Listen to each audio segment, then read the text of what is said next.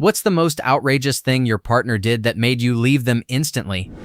I saw his note listing all the money I owed him over our 8-year relationship. I was stunned. Some of it was school fees he'd lent me when he asked me to move continents for him, and some were for holidays and other shared expenses. He never told me he was keeping track or that he expected any of it back. Apparently, "we'll figure it out" really meant we shared expenses like roommates, and he expected every dollar back eventually. Despite making a lot more than me and splitting living costs 50-50, I paid it all back and left. Too bad I didn't charge him for emotional labor, moving expenses, or even go after his super. Story 2. I supported him for nearly 5 years. I did the cooking and cleaning, worked full-time, and completed my degree, all while he stayed home to finish his degree and received a small pension. He did nothing to help around the house. One day, he told me he had saved enough for a property deposit. Then he made it clear that he did not want my name on the title, though I would still be expected to contribute to his mortgage. In that moment, I realized I was not an equal in the relationship. I was just a convenience. It wasn't just the years of doing everything while he did nothing.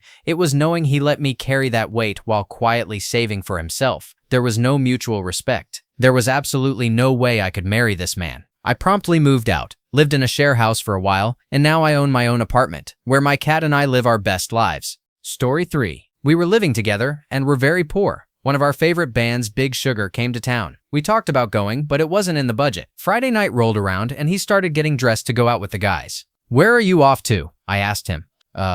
Big Sugar." "What?" "We talked about this and decided we couldn't afford to go." And he said, "Oh, we can't, but I can." That was it. I just upped and left. Story 4. She asked me to bring her home fries after work, so I stopped at McDonald's and picked up 2 large fries. When I walked in, she took the bag from me, opened it, pulled out the fries, and threw them in the trash right in front of me. I was stunned and asked what was wrong. "I wanted frozen fries," she said, then asked why I even came over. That moment made me think back on other incidents I had brushed off. I realized that no matter what I did, she would resent me and never be satisfied. Story 5. I found a text he sent to his friends saying he saw no future with me. We had been together for 4 years, and he had recently convinced me to leave my high-paying job and move to a small town for his career. Story 6. The egg story, as my friends call it now. She spent the night at my place and woke up early the next morning saying she was hungry. I told her I had just bought half a dozen eggs in the fridge and that I'd be down in a minute. I live alone and hardly ever have food, usually just booze, but this time I had eggs. Perfect timing, right? I walked downstairs to find her on the couch, eating and watching TV. I asked if mine were on the stove.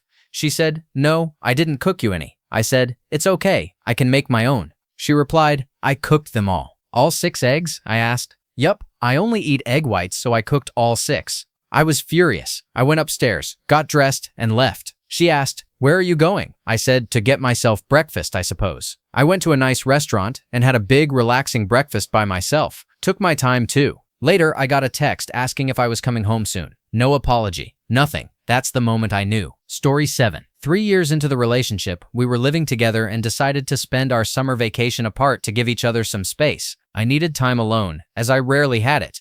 She went for 5 weeks to Portugal, her mother's home country. I trusted her, loved her, and was even preparing myself to ask for her hand at the end of the year. However, her bipolar disorder complicated things. During her trip, we rarely spoke. She went a whole day without messaging, sparking panic within her family. It turned out her medication was affecting her sleep. While in her hometown, she met a guy friend she really connected with. When she finally returned, I was excited, counting the days to see her. I picked her up from the bus station, only to be met with a huge frown. No joy at all at seeing me. I tried to lighten her mood, but it was useless.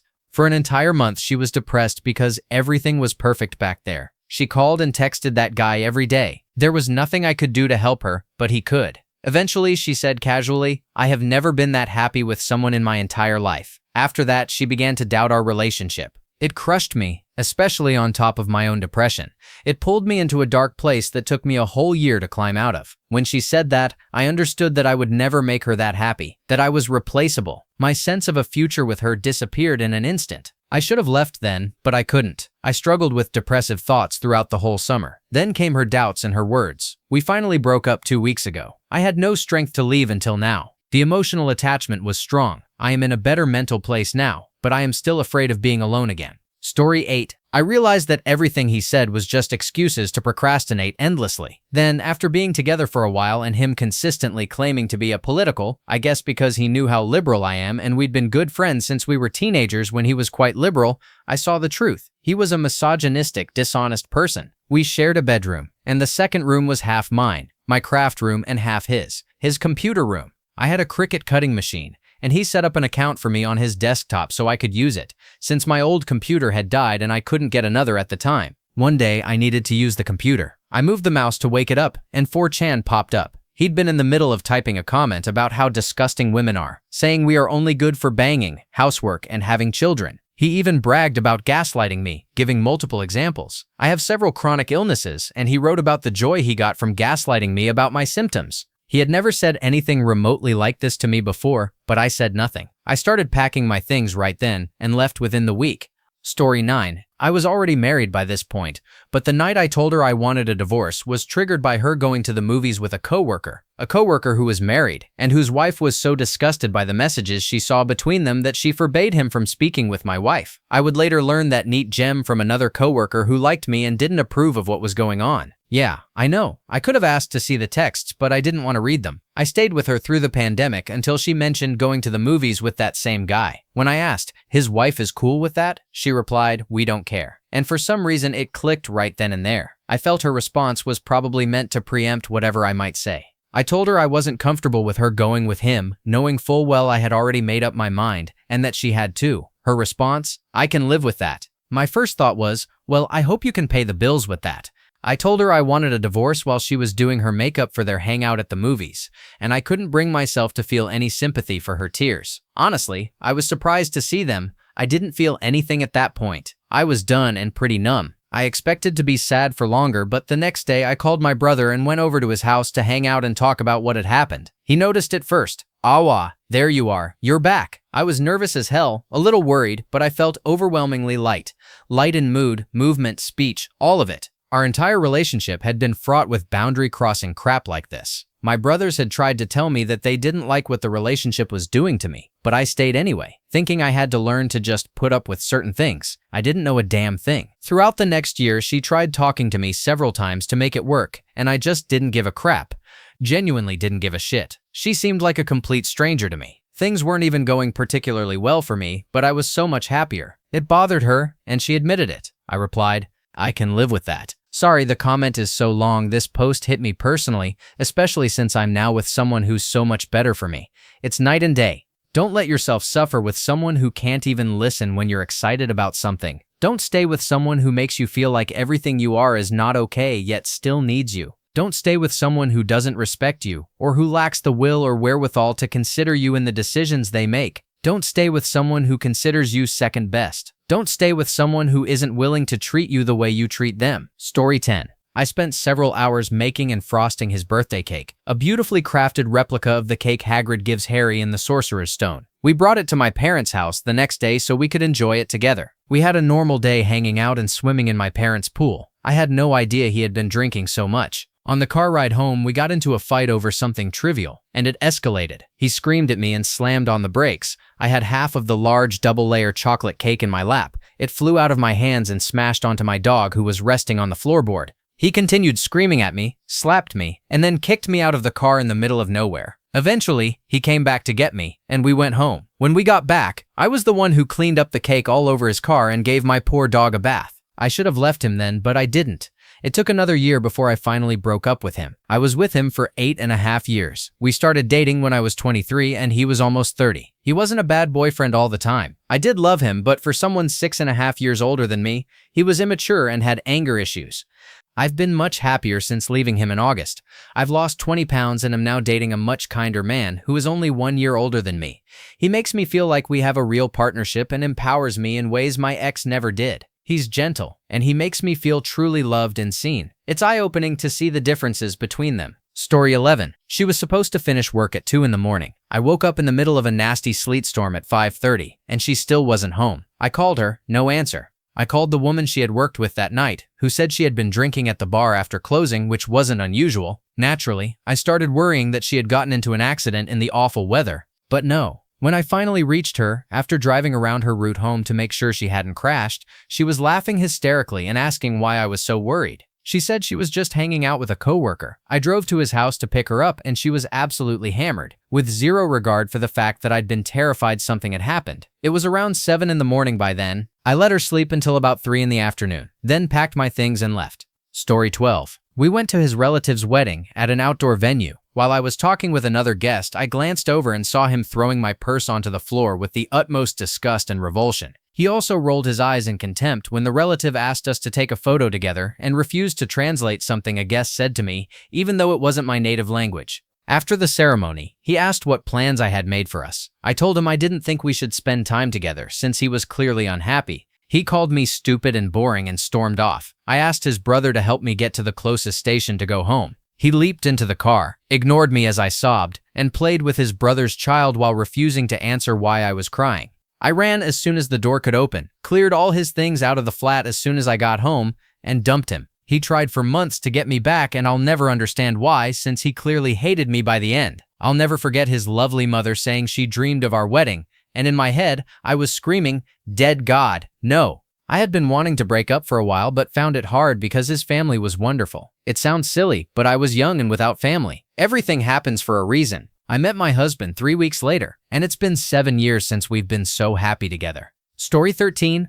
When I broke down and told him I was exhausted from always doing all the housework and that he needed to learn how to cook, clean, grocery shop, and plan dates, I said I would help him learn how to do all of that. On top of this, I was working 70 hours a week while he was a part-time student at university with only 2 contact hours a week. Despite this, I always ended up doing all the chores. He said he felt he went above and beyond for me, driving me to my job once a week, ordering takeaway when I was too burnt out from work to cook, and sometimes calling me pretty, and that if it was such a big issue, I would have to break up with him. I did, and he was shocked and distraught that I could come to that decision. In short, I was so exhausted that I couldn't imagine spending the rest of my life like that. At the time, I wanted kids, and the thought of having children with someone like him was distressing. Story 14. I don't even remember what the argument was about anymore, but the moment he grabbed me by the throat in the car was it. There's no going back from that and no way to move forward. I quietly made my exit plans, called off the engagement, and left. It was the first escalation, and I have no doubt it would have worsened over the years if I had stayed.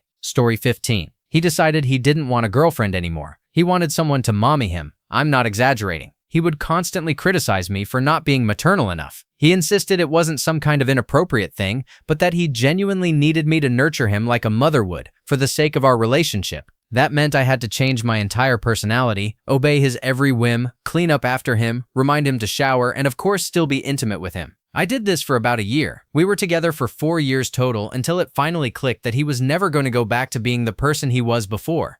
No matter what I changed about myself, I was just enabling his strange, unhealthy behavior. Story 16. When we got into a fight, he punched a hole in the closet door, then went to the liquor store and took his anger out on the wrong person, who hit him over the back of the head with a bottle and gave him a skull fracture. He was completely insufferable. He refused treatment from the ambulance, refused to let me take him to the emergency room, and refused a second ambulance visit. He had a severe headache for days, and after about 6 days, he finally let me take him to the ER, where he learned he had a skull fracture. After he was discharged, he needed 24/7 observation for 2 weeks, and I had a job and a child, so I couldn't do that. I called his mom, who came to take him. When he returned, I had all of his things packed in his van, ready for him to move out. I did not play. Story 17. The night before I was going to propose, she called me in tears and said, "I need you to know that if you ask me to marry you, I will have to say no." That was only the beginning of the realization. Over the next week, she told me that years earlier she had been abducted and essayed, and as a result she could not have children, even though she wanted them.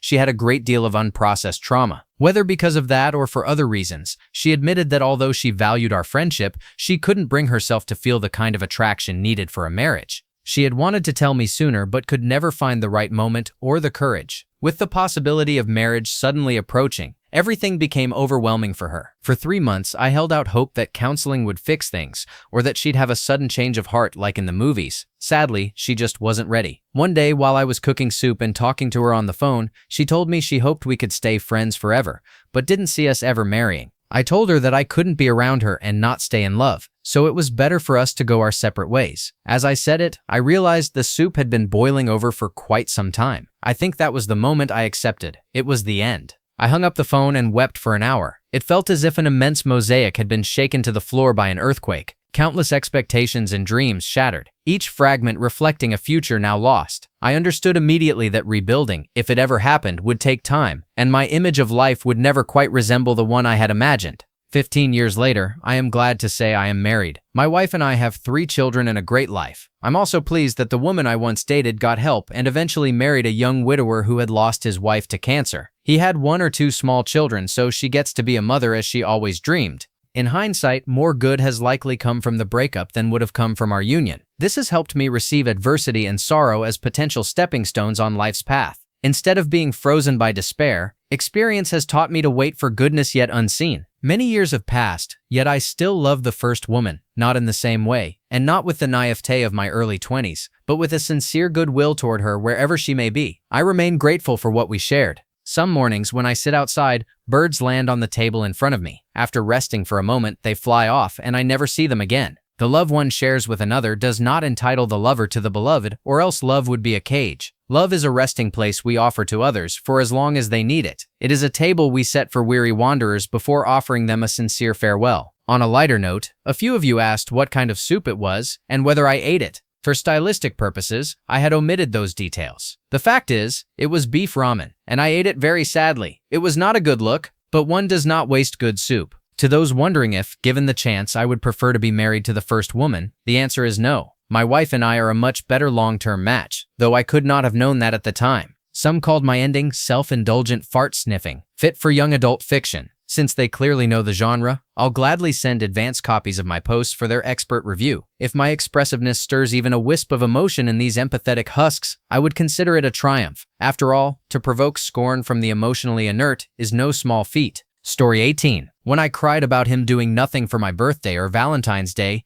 he ignored me and watched thirst traps on TikTok as I sobbed next to him in bed. Or when I asked him why he was constantly lying to me, and he replied, "Well, there's no consequences," so I knew it right there that it was over.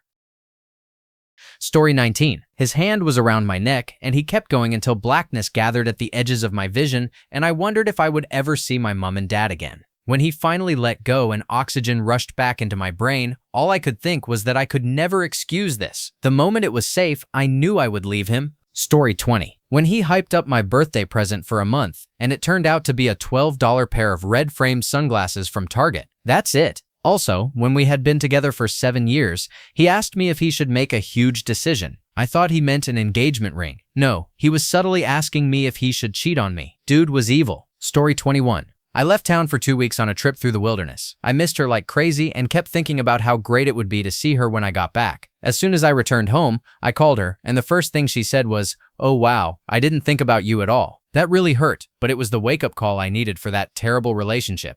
Story 22. I was hit by a distracted driver while we were each traveling over 50 miles per hour. He T-boned me at an angle near the front of my car, causing me to spin across multiple lanes of traffic and go backward into a steep ditch off a major highway. He was listed as my emergency contact, and my iPhone immediately notified him of my potential accident and my location. He texted to ask if I was okay. I said I wasn't sure, explained that I had been hit at high speed, and asked him to come to the scene because I was very upset. He said he had just gone over to his parents' house for a barbecue, and that he'd check in with me later. I had a concussion for 2 weeks and was severely bruised all over. My dad ended up coming, and all my concussed brain could do was keep asking when my partner was going to arrive. My dad said, "Honey, he wouldn't leave a barbecue after you were in a serious car accident. I don't think he's ever coming." I found out 2 months later that he had also been cheating on me for about 8 months. This all happened this year. Sometimes I still can't believe it. We had been together for 3.5 years. Story 23. When my mother took her last breath in front of me, I became extremely distraught. On top of that, I lost my friend group. My family turned into vultures over my mother's estate, and my father pulled shady moves that I am 99% sure were meant to stress my mom and make her decline faster. I poured everything out to my girlfriend at the time,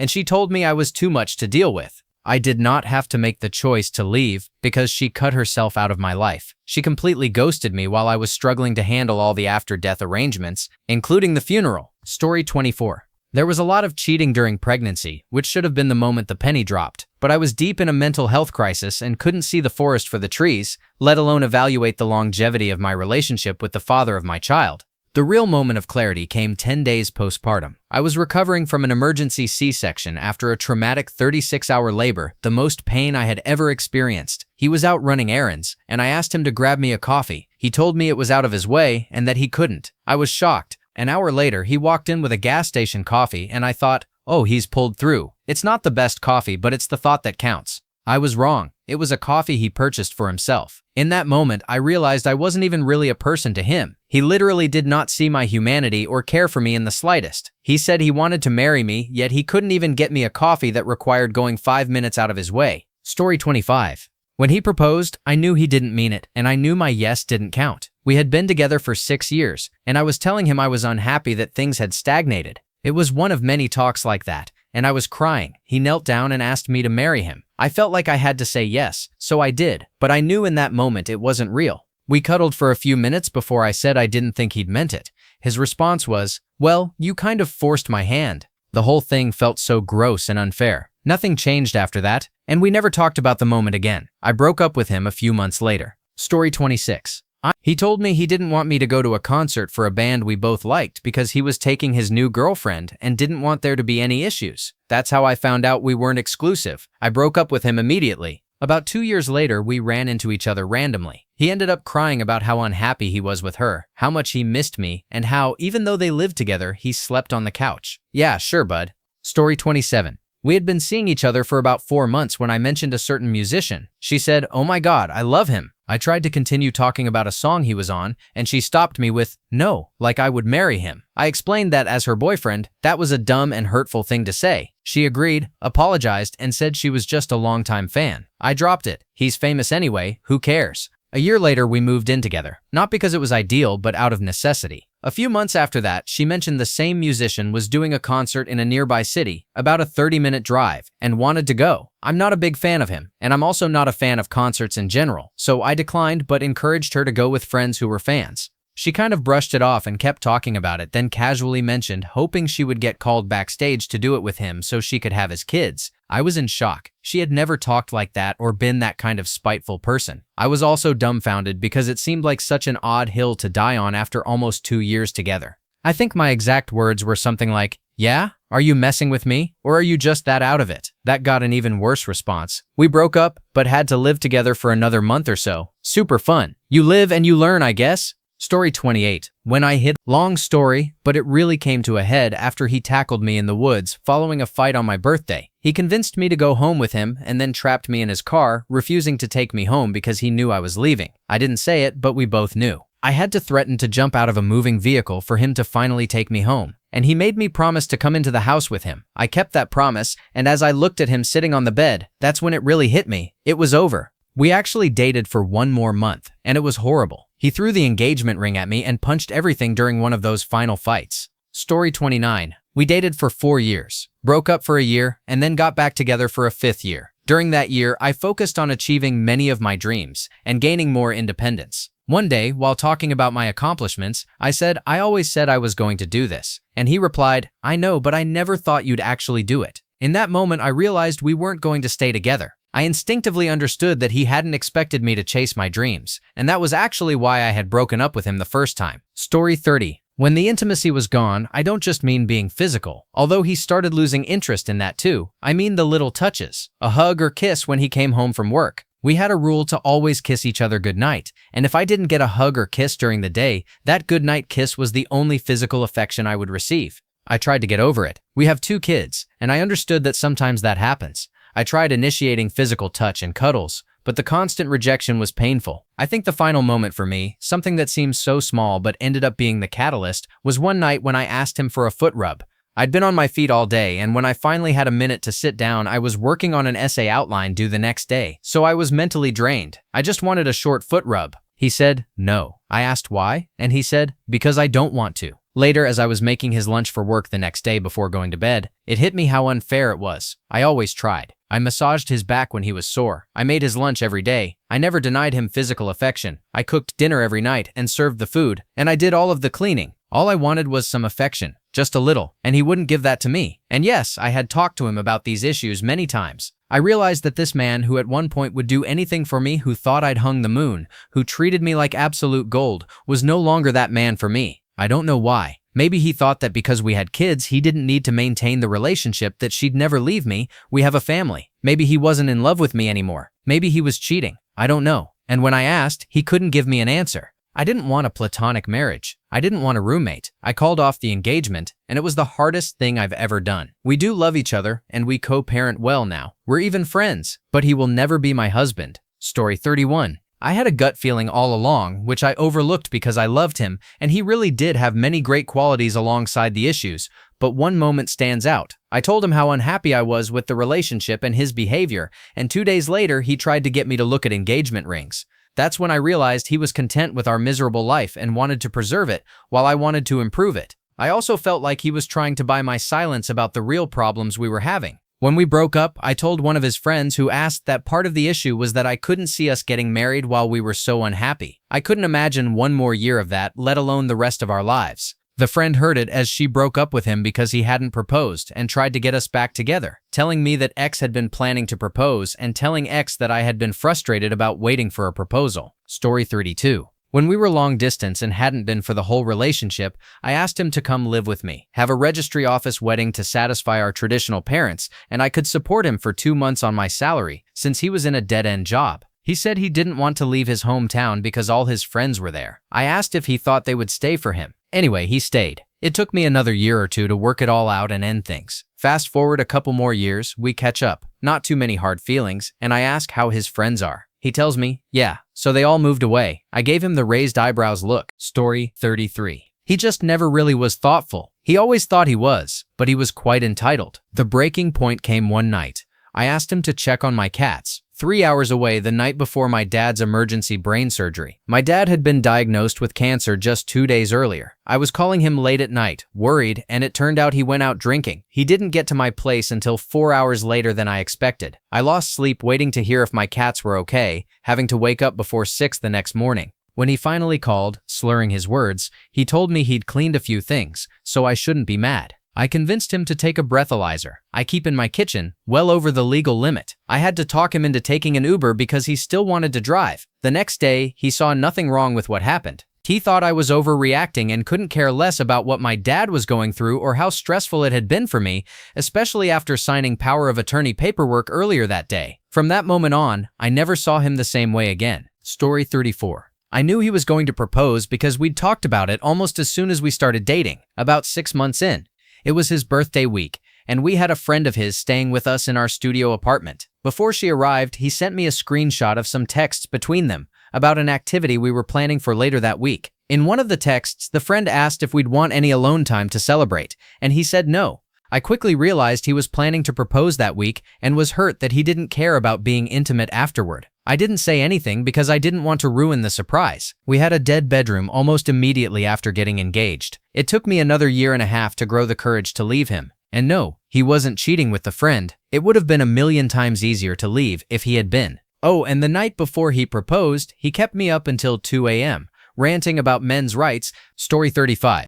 We were doing a diving course, and at the point where we had to check each other's rigs, he kind of mindlessly pushed me to turn. Because the rig was heavy, I really noticed how focused he was on his own performance, acting out the role of safety officer rather than actually being safe. I realized he wanted to perform a version of himself that he saw as manly and competent, but he wasn't truly interested in being competent. He was still a little boy, and he always would be. 25 years later, we caught up, and he's a frozen person, still a little boy pretending to be an adult. Now it's also very obvious he's a coward. I wonder if the two are connected. Story 36. A week after I bought an engagement ring, my boyfriend's mom decided to meet me for the first time. This was a huge step for her, as she struggled with anxiety and with the gay thing. I was honestly thrilled to meet her, and we hit it off instantly. However, at the end of our conversation, her face turned serious, and she asked me why I was allowing her son to drink when I knew he had a problem with alcohol. It took me a moment to reply, because in that instant, everything confusing about our relationship became crystal clear. Suddenly, I understood why we'd been partying so much, why he had been acting so strangely, and where all his money was going. What followed was a painful 6 months of trying to keep a doomed relationship afloat. It's hard to walk away from someone you love because of something they can't fully control. But ultimately, I wasn't the person who could save him from his own addiction. The day I ended it was quiet. There was no argument. Those had come and gone. We were both in bed, exhausted, scared, and sad, because we both knew he had drowned us. We held hands and stared at our apartment ceiling as if it were our coffin. And that was the day I learned that Zales will reconsider their return policy if you cry hard enough. Story 37. Ex-fiancé. Thankfully, we never tied the knot or did any of the announcement things. We'd been in a rough patch for a long time, and I discovered he was dealing with a paranoid break but refused all treatment or even to acknowledge it. I then realized he had proposed to me solely as a tool to keep me with him. He routinely used it to make me feel isolated. I want my family to actually be excited when I tell them who I'm going to marry, to make me feel guilty for thinking about leaving, and to manipulate my dreams and expectations for the future. He even pushed me to go to work while awaiting COVID results, knowing I was symptomatic, and worked in an old folks' home, which caused a massive COVID shutdown and multiple deaths. Also, he could be home alone to FaceTime an ex. He treated my animals poorly too, and I'm still mad at myself for letting him. My final straw came when the dog we got together stood between my legs and growled at him during a fight as he approached me. She had never been his fan, but she was always sweet and loving. Seeing her turn into my protector was the eye-opener. I realized how miserable I'd be with him, and I left that night. Story 38. When he told me he was no longer attracted to me because of my weight gain, it was devastating. Because he's autistic, he didn't approach it well, though I'm not sure any approach could have been acceptable, and used words like disgusting and lazy. He wanted to stay together and for me to work on my weight, but I couldn't stay with someone who valued physical appearance that much, especially since I had been bigger than this when we had dated in the past. Other early warning signs included him refusing to get tested for sleep apnea for months, despite his snoring causing me serious sleep deprivation, and then refusing to wear the CPAP mask more than twice after being diagnosed. The icing on the cake was when he asked me to cover the cost of the CPAP after we split, claiming he only bought it for me. Story 39. 7 hours before I had a big test, she wanted to argue. There was no not arguing with her. If you stayed quiet, she kept going. If you disagreed, she kept going. If you took her side, you were lying. 2 hours into the fight, I tried to ignore her and go to bed. She told me to admit we were through. Might this be a way out? I said yes. She started questioning if I was serious, so I laid it out. Yes, we're done. I'm sick of this. We are done. We're over. You're moving. We're done. Now go pretend to sleep on the couch for 15 minutes before coming back in here and yelling more about how I didn't come rescue you from the couch. Yes, I know you that well, and I'm sick of all your BS. Go sleep in your friggin' car. I don't care. We are 100% done. I'm going to sleep before you ruin my final tomorrow. We are done. Edit. I could insert a classic screw you Karen type comment, but I won't. My ex had many legitimate problems that I hope she was able to work on.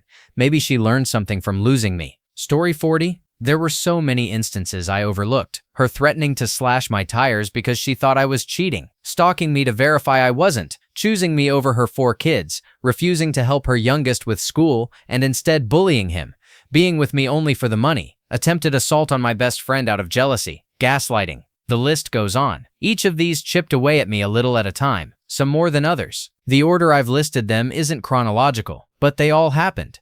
As for why I stayed, utter horniness, loneliness, and it being my first relationship, I didn't really know what a healthy relationship looked like, so I was blind to a lot of it. I'm in a healthy relationship now, even got engaged, and when I look back, I am in utter disbelief that I let it go on that long. Story 41. I had a huge puppy love, an infatuation with a guy I met in college. I really thought he was the one. We dated off and on for a year, and I thought he was a really great guy. The first huge red flag came when he asked me to try doing essay stuff in bed. I'm not shaming his thing, and I didn't think differently of him for asking. But I told him I had been essayed years ago. Not that it matters, but it was by a stranger when I was walking home from a friend's house, and that would likely be very triggering for me. He got mad and said, "Oh, now I have to suffer because you are damaged," and then went on to say, "It's your fault that happened anyways because of the people you hang out with." That last comment was because he hated my female friends, whom I had known since childhood. The second huge red flag was that he would get mad and start an argument if I didn't answer his calls for any reason. He told me it was inappropriate for a woman in a relationship to go out to bars, clubs, or events with friends. I was 22 years old and still went out with my friends often, and I refused to stop just because he wanted me to. Eventually, I broke up with him for the final time, and he ended up stalking me for years. He would break into my house and leave love notes in random places. He would wait outside my apartment, hiding in different spots so he could watch me come and go and see who came over. A few months after our breakup, he moved out of state with another girl he had just started dating. I thought the stalking would end. Nope. He became a police officer and would email me every time my boyfriend at the time got a new car, a new job, or a new address. No context in the emails, just copied and pasted updates. He was married by this time too. He eventually stopped when I threatened to report his emails to the sheriff's office he was working at. He was a highly respected officer, earning awards and recognition, and his specialty was S-crimes, which is, frankly, super yikes. Story 42. We were at a market in a foreign country when I spotted a pair of pants I really liked. I went in to try them on and came out to find him and see what he thought. He wasn't anywhere nearby, so I went back in to change and then went to look for him. He was just outside the market stall, chatting up another tourist, flirting. I joined them, but they both acted like I didn't even exist. I knew then that it was totally over. It wasn't new to see him flirting openly with other women, but this time it struck me how badly he made me feel and how completely unimportant my feelings were to him. Story 43.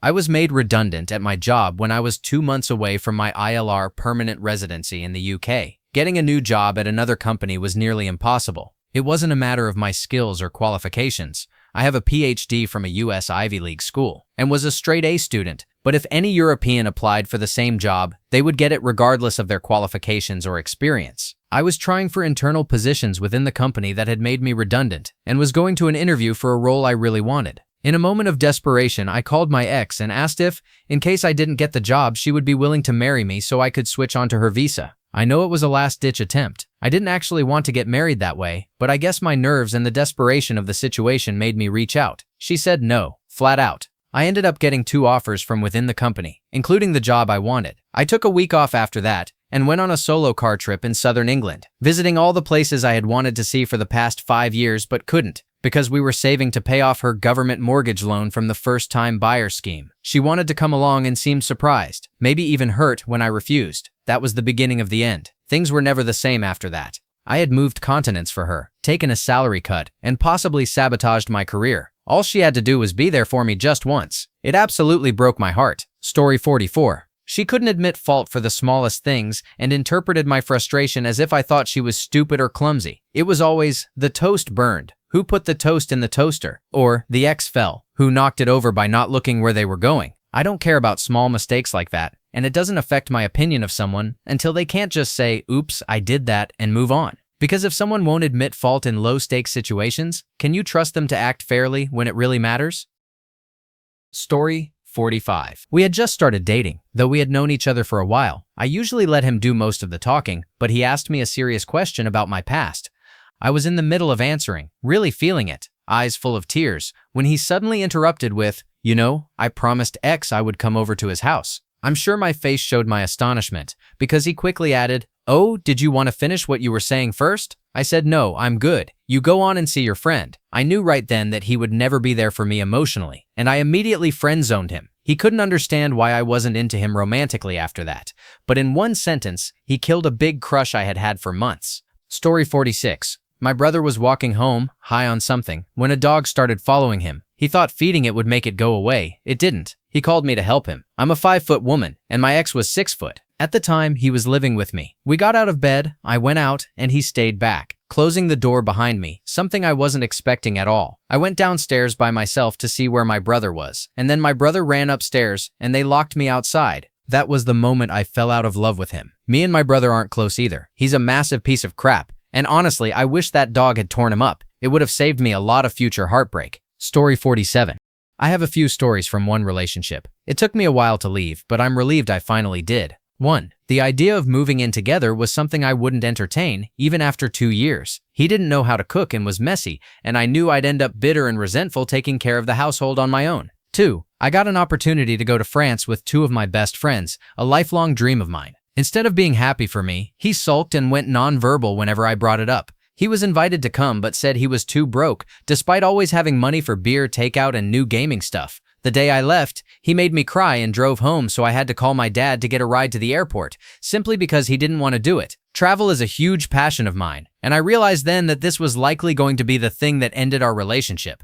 3. The final straw came a few months later, when my mother paid to fly us out to see her across the country. I thought maybe if he traveled, he'd catch the travel bug too. He was miserable the entire flight, didn't want to do anything while we were there, and refused to eat anything my mom cooked, instead sneaking out to buy fast food. Finally, he jokingly told my aunt to F off in front of me, my mother, and my cousins. Yeah, it was a mess. Looking back, there were so many red flags, even at the beginning, that I ignored because I had low self-esteem and was lonely. Thankfully, I'm in a much better place now, with a kind and loving partner who shares my passion for travel and even cooks me breakfast whenever I sleep over. Story 48. When I had a miscarriage following an unplanned pregnancy, he said most of the right things in private, but still pretended we weren't seeing each other around. Mutual friends and coworkers. It broke my heart, but it also made me realize that if I ever got pregnant again, I wanted it to be on purpose with someone who would be over the moon to be the father of my child. A couple of months later, I met the man I would go on to marry. It was just the two of us for 10 years, through amazing adventures and some harrowing challenges, but always together. After 8 years of infertility, we finally got our positive test, and he was just as excited as I was. Our son is almost 3 now, and my husband is a wonderful dad. Story 49. After I had surgery to remove part of my cervix due to early signs of cancer, he picked me up from the hospital complaining the whole time. Instead of taking me straight home to rest as I was still groggy, bleeding, and sore, he decided it was an excellent time to go furniture shopping. He bought a few large items, and when we finally got home, he demanded I help unload them and bring them inside. When I explained I couldn't lift anything because I had just had surgery and couldn't bear down like that, he started screaming at me about how lazy I was and how I never do anything for him. I realized then that this man would never help me through pregnancy, childbirth, or the challenges that come afterward. Leaving him was the best decision I ever made. Story 50. After 4 years of dating, I finally accepted what I had suspected by 3 months in and known for certain by 2 years in, the inescapable truth: she was a constitutionally dishonest person. No matter how wonderful she was in other ways, I could never truly know or trust her. I would never have a real partnership with her. She would always come first as far as she was concerned. The whole in sickness and in health? Never going to happen. Word to the wise, people lie. It's not a big deal depending on the nature and frequency, but someone who is fundamentally dishonest is incapable of admitting fault or sincerely apologizing.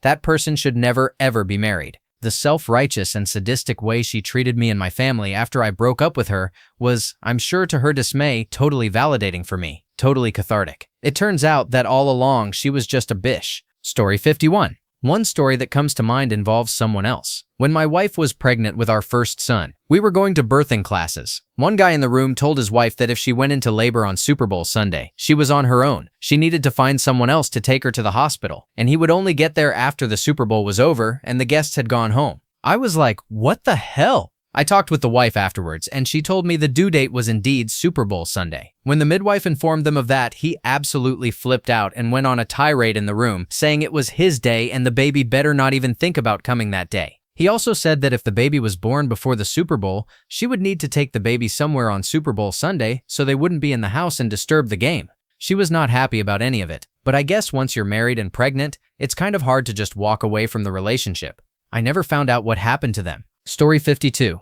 I knew it was over when I found out he was paying S-workers online for personalized content right before our wedding. Trust was already shaken because of his behavior and attention-seeking on social media. When I got upset, he told me I was overweight and unattractive, despite having gained 20 pounds during COVID while working non-stop at a hospital and completing my doctorate. I almost married someone who would have left me in a dead bedroom, using me for financial and emotional security while living a whole intimate life outside of me.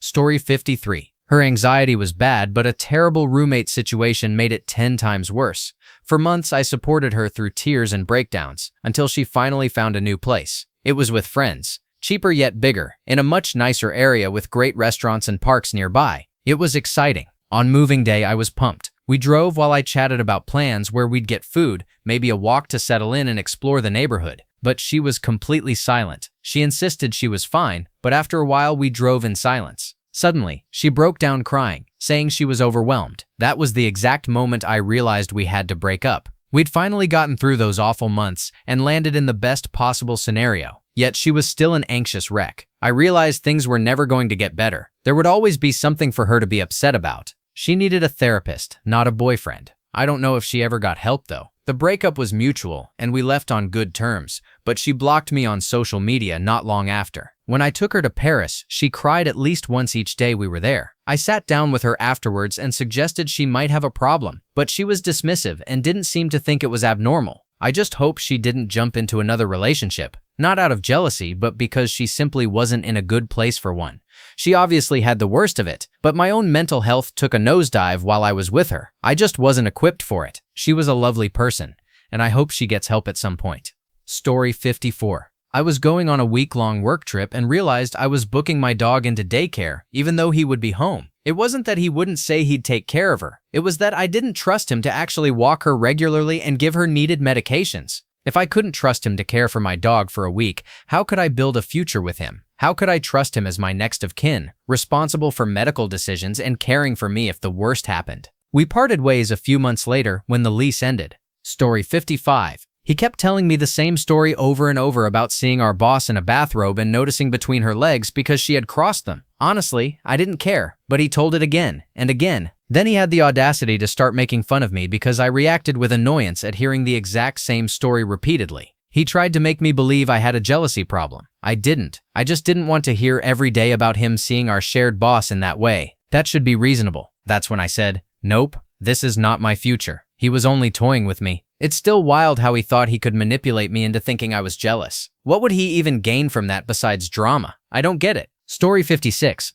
He convinced me to leave my job and support network in a semi-urban area to move in with him in a small town 20 miles from the Canadian border and work in his family's restaurant, only to dump me a week after I arrived. 3 days later, he brought a 20-year-old home to spend the night and even invited me to third wheel on their date. 4 days after his sleepover, he decided he wanted to get back together. But within a week, I caught him messaging other women on Snapchat. Story 57. When he lost his job and 2 years later, I started marking a dot on the calendar every time he went to the casino while I was at work. The fact that I even felt the need to do it was telling. But when I showed him, he flat out denied how often he was going. He was going 3 to 4 times a week, and I later found out he was thousands of dollars in debt. I was out of there. Story 58. I'm a lifelong aviation enthusiast with a soft spot for the Boeing B-29 Superfortress. Every aviation nerd has one aircraft that just speaks to them, and the B-29 is mine. It has been since childhood. Last year, I finally had enough money to purchase a flight in the cockpit of Doc, one of only 2 B-29s still flying today. The other is Fifi, for those curious. I asked her to join me. It was going to be the biggest day of my life. Not only would I get to climb inside and explore an actual B-29, but I'd also be in her cockpit. She said, I'm not interested in going. Have fun though. It stung because no matter how bored she might have been, this was a monumental moment in my life, and I wanted her there with me. I had gone to hundreds of casinos with her, even though I don't gamble, and I had gone out of my way to make her feel loved and adored.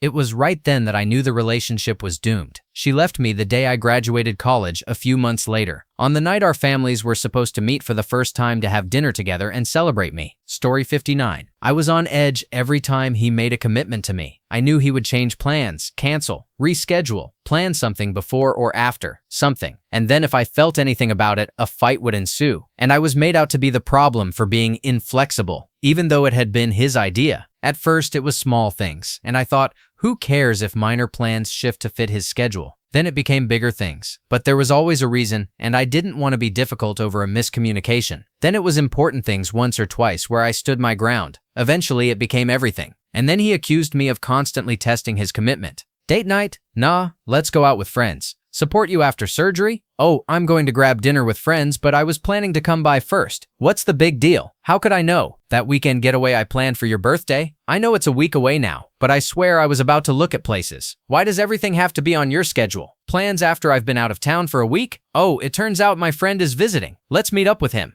This man wants to be a father. I can't even imagine. Hello, single parenthood. I miss him and feel sad, but I had more energy and felt like myself again within a week of breaking up. Story 60. When he would message a girl who had friend-zoned him almost every day, he would badmouth me and compare me to her. He told me about an intimate experience they had 8 years ago and even showed me videos of her working out. She had a boyfriend, lived in another state, had rejected him completely, and I had never even met her. My ex publicly announced that he planned to marry me, but privately it was a nightmare. I was constantly devalued, mocked, and compared to women he had absolutely no chance with, not just her. When I finally ended things, he became extremely bitter and violent. It felt like his goal had been to destroy my self-esteem and keep me under his control. An absolutely rancid experience. Story 61. When I realized I would be taking on 2 children to raise, the man-child and his young daughter, everything became clear. After his daughter's birthday celebrations, he initiated a conversation where he said he was glad my children were grown because he didn't want to raise another man's children. Yet he fully expected help raising his own. That was the final straw. coming after a long pattern of selfish and immature behavior from a grown man who preferred being mothered over having a real romantic relationship. After begging to know what he needed to change to save the relationship, he shifted to petty comparisons and derogatory remarks, telling me I didn't measure up to his mother or his ex, and insisting I would never find anyone better than him. Story 62. When her brother called me white trash and her parents laughed in agreement, everything changed. I was in grad school at the time, but because my parents hadn't attended college, I was considered trash in their eyes. My father had left school to serve in the Navy during World War II, and my mother worked as a civilian for the Navy. He later built a very successful business, sold it, and retired to California. Years later, her parents were both convicted of stealing from their company's 401k. Karma, I guess. The relationship ended very shortly after that moment of laughter. Story 63. When I realized that not only was I miserable with him, but that staying would guarantee nothing but more misery, everything became clear. The person I thought I fell in love with was either long gone or had never really existed. I caught myself wishing for some obvious breaking point just so I could finally walk away, and then remembered I didn't need anything dramatic to leave. I could choose to go at any time. So I told him I couldn't do it anymore. The constant fighting, the non-stop unhappiness, and the fact that the only time I felt okay was when he wasn't around. I told him, have a nice life, because I'm done. He chased after me, trying to get me to change my mind, but I stayed firm. I reminded him that if he truly believed I was as awful as he claimed, then there was no reason for us to be together. He responded by saying that if I ever came crawling back, he wouldn't take me back. Not long after, my coworkers had to call the police to get him to finally leave me alone. Story 64. He blew me off for weeks with scattered phone calls that never lasted longer than 5 minutes, even though we were in a long-distance relationship. He was online and wouldn't talk to me, yet he was happily chatting with his friends. Then he disappeared from the internet for a week, sent me a few messages about being depressed, which I could understand, but it still sent me into a panic, and then blew me off again to take his mother out. I could even hear her in the background telling him not to ignore me. He had promised to visit me in my country, but he wouldn't get a job to save money for the trip or even get a passport. Meanwhile, I had visited him multiple times and worked my arse off to save for every flight. He still had the nerve to wonder why we broke up. Story 65. When she threw a tantrum over my photography skills. We were on a trip together, and we spent at least 15 minutes at a single spot because she kept finding things wrong with the photo she asked me to take. The angle's not right. The lighting looks wrong. My face is too blurry. You're making me look fat. Meanwhile, I was holding her purse and all of her things while trying to figure out the unfamiliar phone she insisted I use instead of mine. Eventually, she got so frustrated and angry that she slapped me across the face and told me she wished I would off myself. She has some past trauma, so I often make excuses for her behavior. But when I told this story to a friend, he half-jokingly said, "Wow, does your girlfriend even like you?" That's when it hit me. Does she? Story 66. When she told me how much she missed me while I was away on a family holiday, she laid it on so thick that she wanted me to come over the moment I got back. She knew the exact day and time I was returning and told me how excited she was.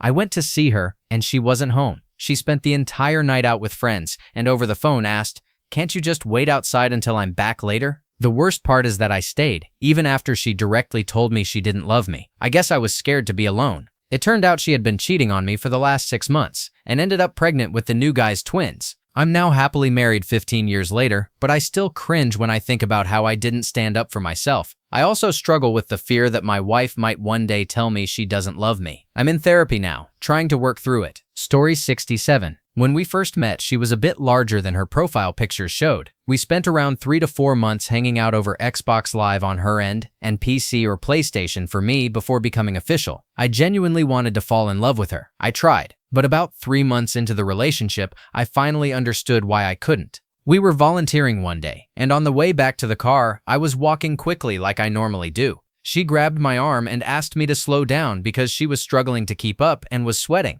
The smell lingered in my car and later on my couch. She also experienced frequent heat flashes, even though she was only 32. She weighed over 300 pounds and lived a largely sedentary lifestyle. She worked from home, homeschooled her 8-year-old daughter, and spent much of the evening on the couch eating snacks. She was very self-conscious about her stomach, but wasn't willing to take semi-regular walks around the neighborhood, which was beautiful and affluent. Late in October, she told me she thought she loved me. I liked her, but I didn't love her. Worse, I realized I couldn't see myself marrying someone I wasn't physically attracted to. My lack of attraction was tied to her weight. We were 99% compatible. Same personality, same likes and dislikes, same hobbies, mutual respect. I could always make her laugh and make her feel safe, but I realized I couldn't overlook the differences in our lifestyles. I enjoy nature, hiking, swimming, sailing, exploring new places, and walking. Most of her time was spent sitting, cuddling, crocheting, or watching TV. I could accept her being tied to her daughter, but her sedentary lifestyle and health habits made it impossible for me to see a future marrying her. Story 68. When I found out he had a son, he was court-ordered to pay child support for. I was shocked. Don't get me wrong, he absolutely should have been paying. What bothered me most was that he had to be forced by the court. His son was 4 at the time, and he had met him only once. I begged him to reconsider and be more involved, but he said it was too traumatic and seemed comfortable being a deadbeat dad. And yet he still wanted to have kids with me, just not this particular child. That's when I lost all respect for him. The relationship went on for a while, but I knew I couldn't build a family with him after that. Someone else did though. He's a loving, doting father these days, constantly posting pictures of his daughter and sharing how much he loves her. No one knows he has a son. He chooses not to publicly acknowledge.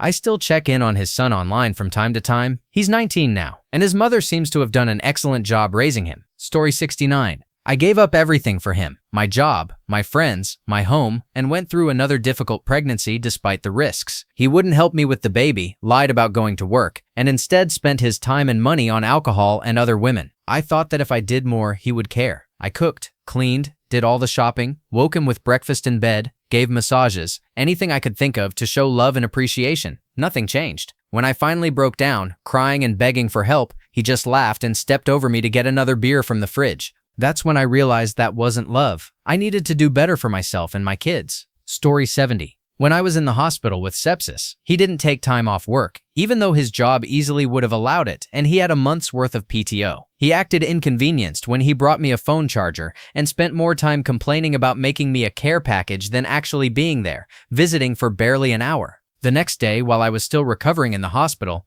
he was on a work trip and called me to find his location on Google Maps, then yelled about traffic and getting lost. Afterwards, fights escalated and became physical. The fight where I genuinely feared for my life was the day I stopped loving him and finally got out. Story 71. When she starved herself and stayed in bed while I was at work because she didn't feel like eating the breakfast and lunch I had prepared for her. When she said she wouldn't do any house chores while living with me and not working, claiming she wanted to enjoy her life finally and not become a wife and pick up after someone, right after I had put her through university. When she woke me up at 4 a.m. to pour her water and feed her while she was gaming, saying she had an important raid, even though I was sleep deprived from working overtime all week and had work at 7 a.m. When she started planning which rest home to put my parents in, how her parents would stay with us until they passed, and even how my parents should spend their money and give us their inheritance early. Yeah, I stayed far too long. The funny thing is, she broke up with me and blamed me for not begging her to stay, then pleaded to get back together after she realized I was actually done. Story 72. I finally reached a point of total exhaustion from constantly trying to prove I hadn't cheated, even though I never had and never wanted to. He controlled my every move so completely that I rarely left the house for fear of being accused. I couldn't even go to the laundromat, the grocery store, or have coffee with my middle-aged neighbor without him flying off the handle, claiming it was all designed so I could cheat. The moment I realized he had drained every ounce of love I had for him came during yet another fight, this time because I had gone to get the mail. A thought popped into my head. If I was going to be accused of cheating for 7 years straight while being innocent, maybe I should just finally do it. Right then, I made up my mind that we were done. I never cheated, but he nearly drove me to it. Story 73. It was my birthday. I had made it very clear that I wanted to celebrate it after going several years without doing so. I told him I'd at least like to go out for dinner, but he said he was too busy. My friend arranged a small last-minute birthday dinner, and I had to beg him to come. He showed up late. When the bill arrived, he didn't even reach for his wallet. I ended up paying for his meal and drinks. I was upset for a few days, and when he asked why, I told him I was hurt that he had never gotten me a cake, gift, or card. The next day, he bought a boxed cake mix from the dollar store and gave it to me so you'll stop complaining. I had to make the cake myself, and it didn't even have icing. Oh, and the night before my birthday, he went out for poker with the boys, so he clearly had time to plan something. He just chose not to. I've never felt more free than I have since leaving him. Story 74. It was his sister's birthday, and the party was at his parents' house. They lived quite far away, so I drove 1.5 hours to get there. I arrived at 7, helped set up, and even helped his sister get ready. I really stepped up. Then the party started, and I realized no one was talking to me. I stood in a corner with my drink, watching cars pass outside. His parents and he were deep in a lively conversation with his best friend, a woman. Yes, yikes. And his sister was busy with her friends, which made sense, but no one acknowledged me. I left at 9. No one asked why I was going so early. My partner didn't say a word. That's when I realized I would never fit into his life and that I didn't want to be connected to that family forever. His parents were deeply unpleasant, and I remember thinking I would rather die single than marry him and have his mother as my mother-in-law. The relationship spiraled shortly after that, and I've been living my best life ever since. Story 75.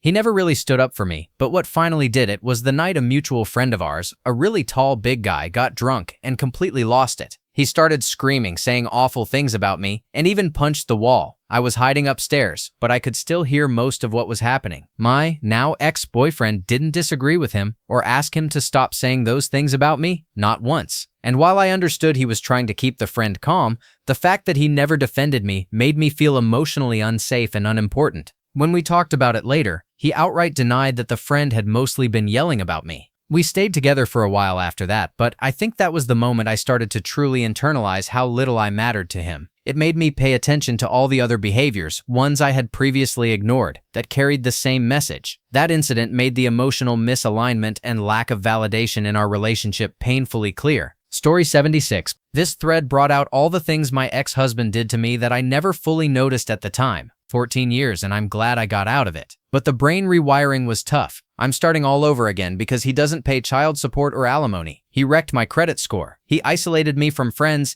and he didn't let me work. He won in court because he hired a really good, expensive lawyer. I'm struggling financially and mentally, but I feel happier. He still torments me by using my kids, but I have hope. I'm glad most people in this thread figured things out before they got married. I'm very happy and proud of you all. Thank you for watching. If you enjoyed this video, be sure to give it a thumbs up, subscribe, and hit the bell icon so you never miss an update.